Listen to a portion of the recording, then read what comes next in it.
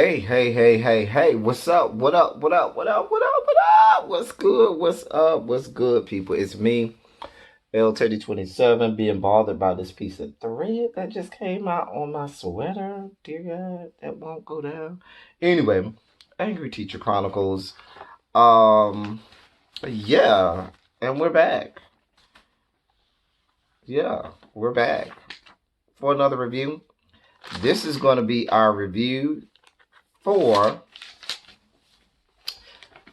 The Tiger King, Murder, Mayhem, and Madness.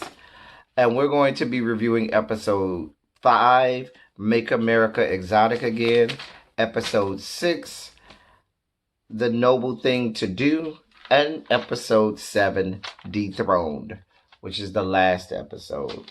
Yes, we are about to be done traveling down the rabbit hole to the merry land of the cornucopia of life's fuck shit. Okay. Anyway, so let's start right out. Now, in episode 5, we start off with Jeff Lowe coming in, buying out the zoo from Joe to help Joe get from under some of his financial woes with Carol Baskin. And everything kind of changes. He fires half the staff. He brings in his own people, some man named Allen, that was his right-hand man. Just, you look up Hardened Criminal, and that's what you see. Like, he could truly be a part of the Aryan Nation back in the days of that movie, that show Oz, over in on HBO. Remember the prison show Oz on HBO? You had the whole Aryan Nation. He could have been a part of them. Anyway, just a mess. But the guy, some of the people that were, Jeff Lowe and the people he brought in really didn't know anything about running zoos. And at this point, Joe started to drift away from his real care for the animals. And we'll see in just a second. So they're all about making money. So this guy, I don't remember his first name, but his last name was Garrettson. We'll call him G. G status, Garrettson, G man, whatever we'll call him. Anyway, Garrettson is this businessman. He looks to be nefarious. He looks like a miscreant, and he is partnering with Jeff Lowe to help fund some things and to try and get, the zoo back up, get some things done in the zoo and get some money for the zoo. So they open up this pizzeria. Now, y'all, I don't trust food I would buy from the same place that takes care of animals anyway. But this goes even further. So they open up this pizzeria. Come to find out, remember how I told y'all a couple reviews ago, or maybe last review, that they were using meat from off of the meat truck from Walmart, the expired meat that they were throwing away? Child, they're using that meat to serve to the people down at the pizzeria, child. A mess. Just a damn mess. This is why, listen, I wouldn't step foot in a place like that, much less go and eat the food off of those grounds. Nope. Like, when I get done with this review, I'm going to go bathe because I feel filthy even discussing these people. Like, just dirty. Anyway, Joe runs for president in 2016 against Hillary Clinton and Donald Trump. Now, I suspect with just a little more money, he may have won. Y'all see what the fuck we got in the White House right now? It ain't that much different from Joe. Hello. It's just Joe in the suit. Just saying. Anyway, child, of course that didn't work out. I mean, but he did get some numbers on his little internet shows and stuff like that. And he did get a little bump when John Oliver featured him on his show Last Week Tonight that comes on HBO. Such a great show. If you're not watching that show, it's a hilarious show. But anyway, John Oliver featured him on his show back in 2016. So then when that doesn't work, he decides to run for governor. Now this is where it gets really interesting, y'all. So he's out here running for governor, going to side shows and rodeos, and this is the governor of Oklahoma. So you could just expect the places that he's going to, run for governor. I mean, he's going to your local taxidermist office, and he's going to rodeos, and he's going to trail of hogs, and he's going to, tattoo parlors, just all of the places that you would think that people in this um state will go. It's Oklahoma. I mean, come on. There was not much there. Anyway, this fool, instead of just having traditional bumper stickers and pins, oh no, no, no, no. Because when you are a blonde, mullet wearing polygamist with your own makeshift zoo, what do? You don't do anything traditional. You don't just have bumper stickers and pens. No, you have condoms. Yes, condoms, condoms, condoms, in the immortal words of Dorothy to Rose on the Golden Girls.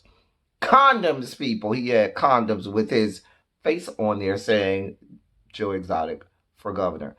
Now, if you are going to commit yourself to this, Joe, you don't stop there with the condoms.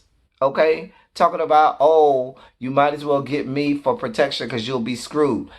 Commit yourself to it. Where is the Joe Exotic promo for governor enema bottles? Hello, with your face plastered right on the little, lubricated tip that you shove up your ass, and your slogan being, "I'll get rid of all of the shit." Commit yourself to it, okay? Cock rings didn't want a part of this, okay? Poppers didn't want a part of this. I mean, if we're gonna go all the way, commit yourself to it. Decorative thongs with your face across the crotch didn't want any parts of this. Come on now, Joe. What are you doing? You weren't serious about running for governor, Joe. You must commit yourself to this. I'm just saying. Attention to detail. Attention to detail. Anyway, some dude named, what was his name? I know his last name was Dial.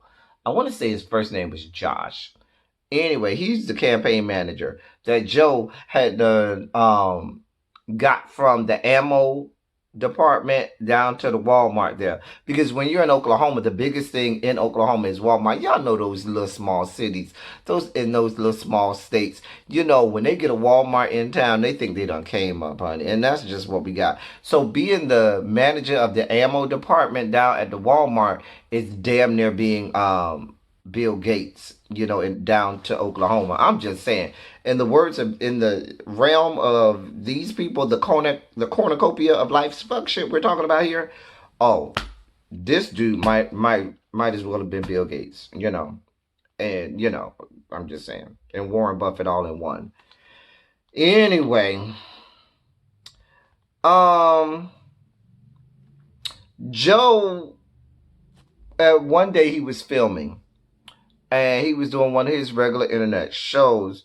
He claimed somebody sprayed cologne or perfume on his shoes, or whatever. But child, the one of the tigers attacked him. Dear Lord, one of the tigers attacked. I mean, just dragging him. Everybody looking around the cage, all the workers just staring at him, letting him get drugged. It's kind of like what you see sometimes on the YouTube streets here. You see somebody just getting drugged, getting dragged and attacked. And people just gawking and watching, not helping. A mess. Just a mess. Fill in the names in the comment section of anybody who fits that category. Anyway, but what this was to show is that the workers had started to turn on Joe, and that they didn't really see it for Joe anymore. So we then learned that there was excessive drug usage. There's a revelation, because nowhere in the world we could have ever thought that all of this was going on without copious amounts of marijuana, crystal meth, opioids, shrooms, acid, you name it, they got it. So anyway, so we start to hear more about Joe and his two husbands. Apparently, the people say that the two husbands really weren't gay, that they were gay for pay, that as long as Joe supplied them with what they need, be it drugs, be it cars, be it whatever he was buying them, they were gay. I'll never buy the gay for pay because guess what? At some point during the process, you got to get some enjoyment out of it. Ejaculation takes place. And yeah, if ejaculation is taking place, there's some pleasure in there, some kind of way. Just saying. But anyway, Joe's first husband left him for some chick. And he went on and on about how, oh, well, I can't compete with that. And I know how that feels, Joe. Back in my younger days, when I used to date bisexual guys who dated both guys and girls, and they would leave me for a chick, it did hurt worse than when they left you for, it does hurt worse than when they leave you for a dude. Because if they leave you for a dude, you could just chalk it up to them just not being shit. But when they leave you for a chick, you kind of can't compete with that because chick has things that you don't have and can't compete with. Anyway, moving on. So one day, Joe's second husband, Travis, this is after Joe's first husband leaves, is in the office with the campaign manager. And he's playing around with the gun, points the gun at his head because he tries to convince the campaign manager that the gun was empty. He's playing around with the gun, points the gun to his head, see it's empty, bam, shoots himself in the fucking head. Dead. Because these are the things that you do when you're strung out on illicit drugs, copious amounts of illicit drugs. These are the things that you do. He died. Baby, let me tell y'all something. We at the funeral, okay? And because what do you call the collar that the priest wear? I can't remember right now because my brain got a lot going on. But Joe got on a black suit, a black cowboy hat, has the little priest collar. I can't remember the name of the collar that the priest wear, but he got that on. He's draped in all of that. Meanwhile, he's giving words at this man's funeral, talking about how Travis would rub his nuts across his face, across Joe's face. Joe's telling you the stories of how Travis would take his nuts and rub them across his face at the man's funeral with his family and things there, with the priest's collar on. Wrap your hands around that. I mean, why not just cart out a whole television and show footage of y'all banging each other in the trailer with the roaches and rats crawling around? I mean, if you just gonna go all the way there, any scat videos want parts of this? Because I'm sure y'all got all that involved. Just a whole ass mess. Anyway, child, two months after Joe buried the second husband, Joe done found him a new boyfriend named Dylan and I married him, honey. A mess. Then we're on to episode 6. Now it's all downhill between episodes 6 and 7. Really, after Travis died, it was all downhill for Joe. And this whole series, okay? The series just went down. Episode 6 and 7 just did not live up to episode 5. Episode 5 was our, inevitable climax. And if you know anything about literature, after your climax, there's a very quick, decline, falling action, resolution, denouement, all of that happens pretty quickly. And that's what we got going on here, okay? The Travis death and the passing out of condoms pretty much was our climax. All puns intended. Anyway, so Jeff Lowe at some point goes to jail in Vegas for carting these tiger cubs around in suitcases and shit. And, for having guns and stuff in hotel rooms and all of this stuff.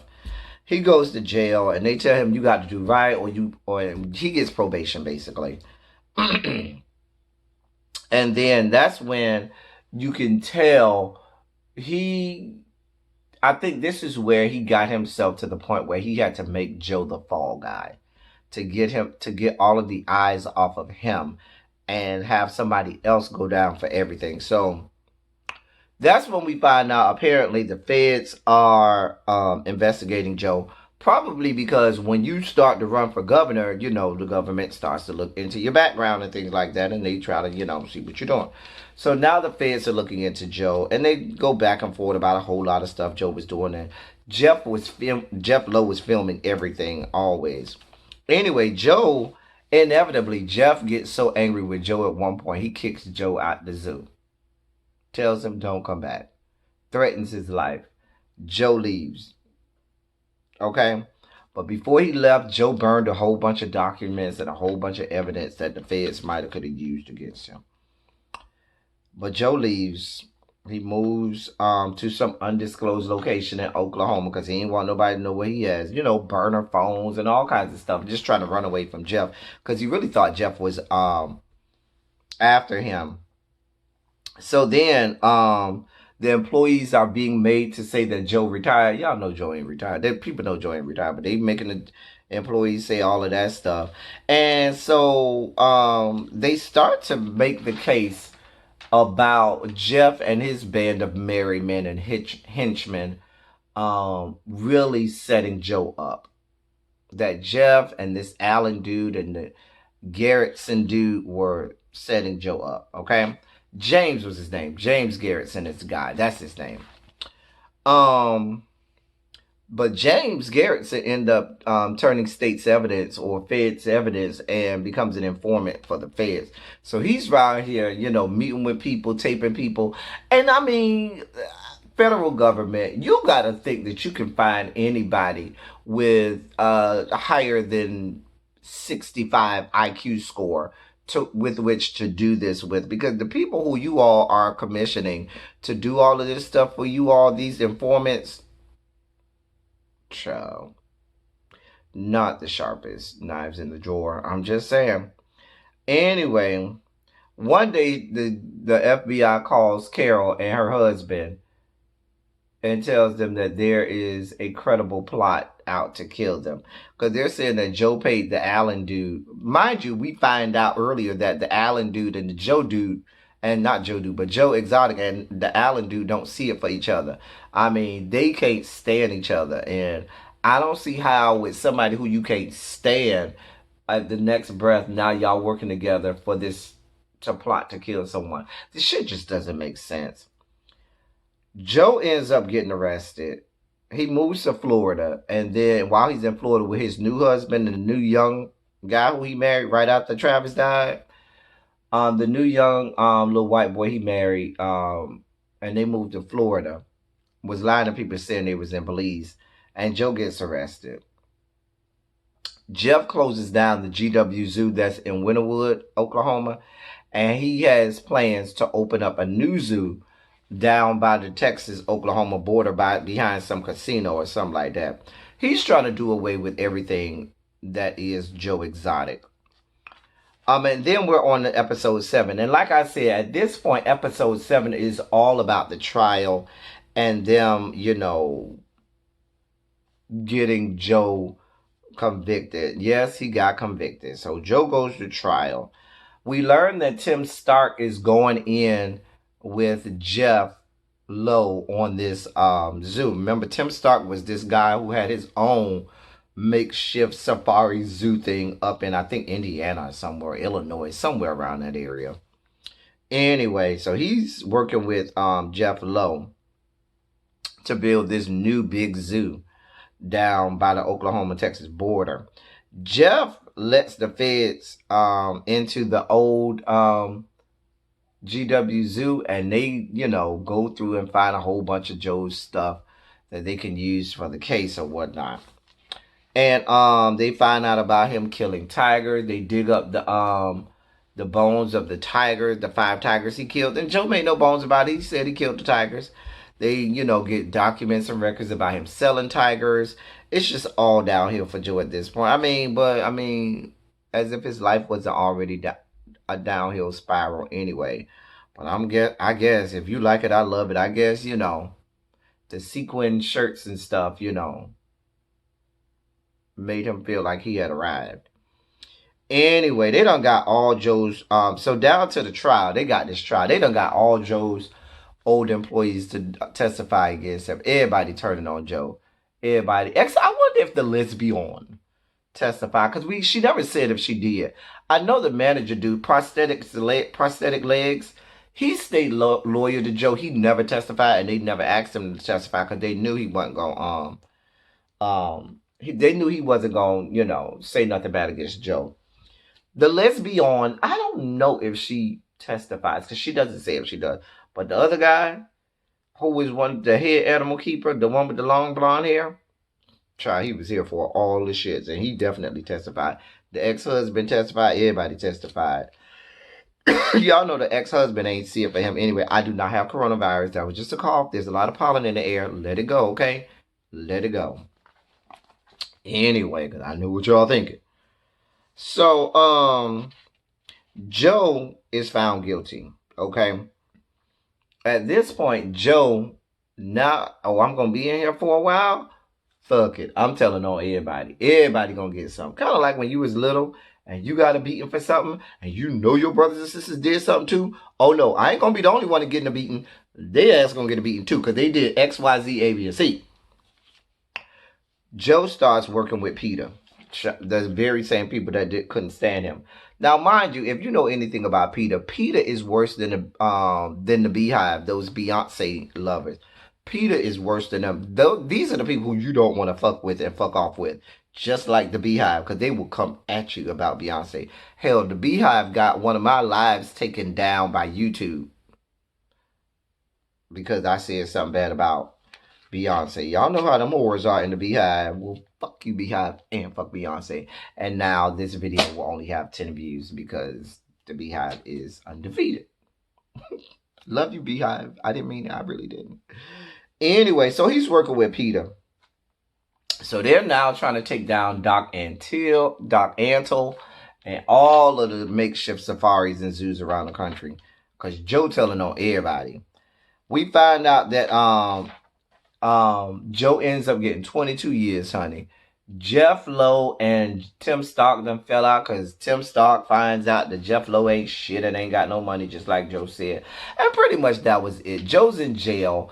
My thoughts on it is this. We can kind of see where this went. Joe was, I do think Joe to a certain degree was, the scapegoat in all of this. A lot of people wanted to use Joe as the person to take eyes off of what they were doing. That includes Carol. That includes Jeff Lowe. That includes some of the other people that had their own makeshift safaris and zoos. Just a whole mess. And poor Joe, he's locked up in jail.